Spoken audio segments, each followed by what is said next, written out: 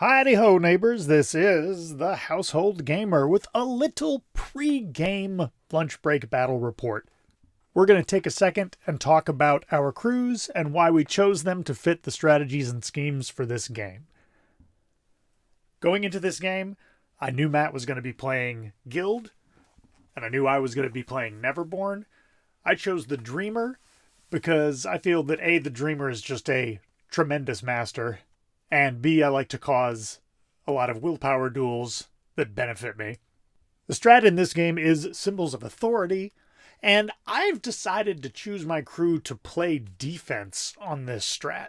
I think that I can score at least one with one of my fast-moving people like Coppelius, and I think that I can deny him getting strat markers, so I'm going to play a bunch of big, beefy guys, including my first time playing the Mysterious Emissary.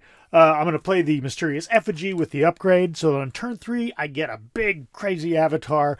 I wasn't crazy about his abilities on the card, but I think he's perfect for gumming up a whole side of the board because he can cast terrain features around at range, and he can pull the enemy into them. So my plan is to race across the board with Coppelius, guard my side of the board with Lord Chompy Bits and the upcoming Mysterious Emissary, and to raise schemers. The Dreamer raises things and they're buried until somebody fails a willpower check, and once those guys pop up, they can be my schemers. So for my schemes, I'm choosing Let It Bleed because I intend to tear into his crew as they try and get across the field to pick up the strat markers. And I'm going to pick Sabotage because I think that between Coppelius and raising up brand new members of my army, I can achieve that pretty easily. So, let's see what my opponent is choosing.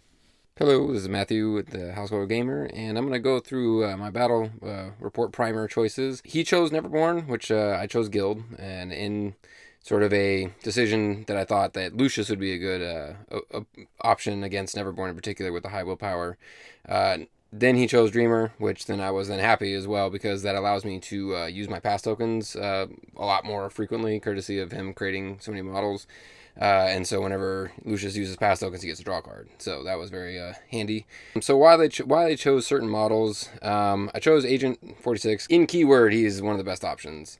Rider, kind of the same thing, but he's versatile. He's just a very high willpower, movable, mobile model, very good and handy in most scenarios. I chose two lawyers.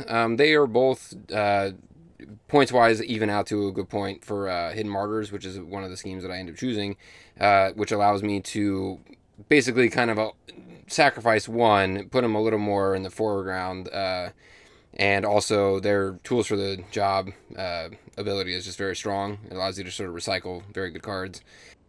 And lastly, I chose Changelings as they are stealth and height 1, which allows them to hide behind terrain very easily. And even if they are close enough, they need to be extremely close for the targets to be able to target them.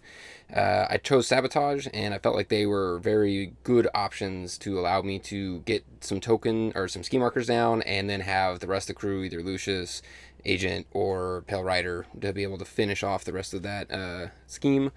Okay, there you have it. A little bit of foresight. And honest to God, I'm still just playing the models I have painted for the most part. I've played proxies and things sometimes. But this is going to be... We're going to try and make this a continual thing where we talk about our choices and actually make conscious choices and not just throw models on the table. But throwing models on the table is still totally legitimate. That's fun.